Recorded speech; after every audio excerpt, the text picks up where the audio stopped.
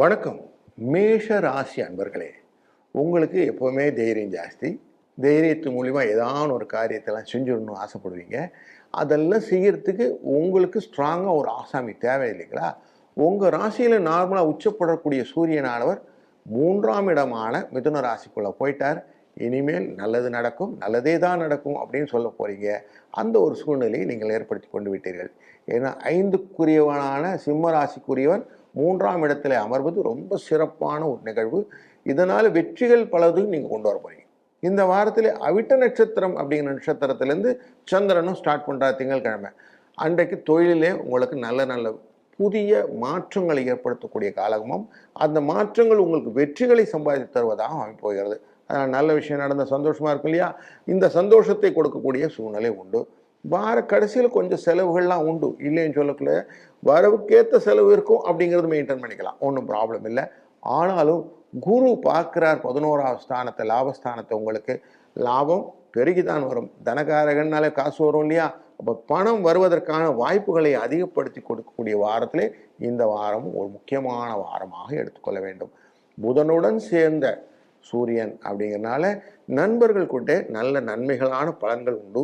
ஒரு நல்ல ஐக்கியமான ஒரு உறவு முறைகள் வருவதற்கான வாய்ப்புகள் நிறைய இருக்குது. எதையும் கற்றுக்கணும், நல்ல சிந்தனை வைத்துக்கொள்ளும் என்று எண்ணுகிற அன்பர்களுக்கு ஒரு நல்ல காலம் இது. ஏன்னா சுக்கிரன் அப்படிங்கிற அந்த குரு, அசுர குரு, அவர் உங்களோட ராசிக்குள்ளே உட்கார்ந்துருக்கிறார்.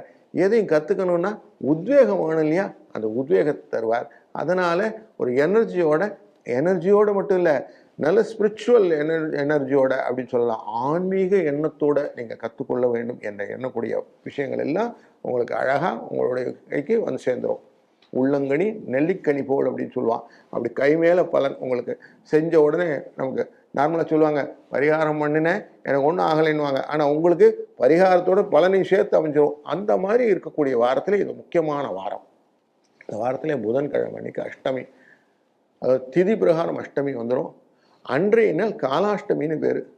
நேராக போய் பைரவர்கிட்ட 2 விளக்கை போட்டுட்டு உங்களுக்கு வேண்டிய வரத்தை கேளுங்க, அதை கொடுக்க காத்திருக்கேன் அப்படிங்கிற மாதிரி இருக்கும். அதே மாதிரி வெள்ளிக்கிழமை அன்னைக்கு ரேவதி நட்சத்திரம் சேர்ந்து வருது, பிருகு ரேவதின்னு சொல்லுவாங்க. இது ரொம்ப முக்கியமான காலகட்டம். அன்றும் நீங்கள் போய் அதே மாதிரி எங்கே நாகதேவதையெல்லாம் படங்கள்லாம் போட்டுச்சிருப்பாங்க இல்லையா, நாகர்கள்னு சொல்லி, அங்கெல்லாம் இருக்கோ அங்கெல்லாம் ஒரு ரூபாயான காசை அங்கே வச்சுவிட்டு ஒரு தீபத்தை போட்டுட்டு வாங்க. நீங்கள் நினைத்தது நடப்பதற்கான வாய்ப்புகள் எல்லாம் உங்கள் கையில் இருக்கும். நீங்கள் நினைத்தது நிறைவேறக்கூடிய ஒரு நல்ல வாய்ப்பும் இந்த வாரத்தில் உண்டு என்ற நல்ல செய்தியோடு வாழ்க வளத்துடன்.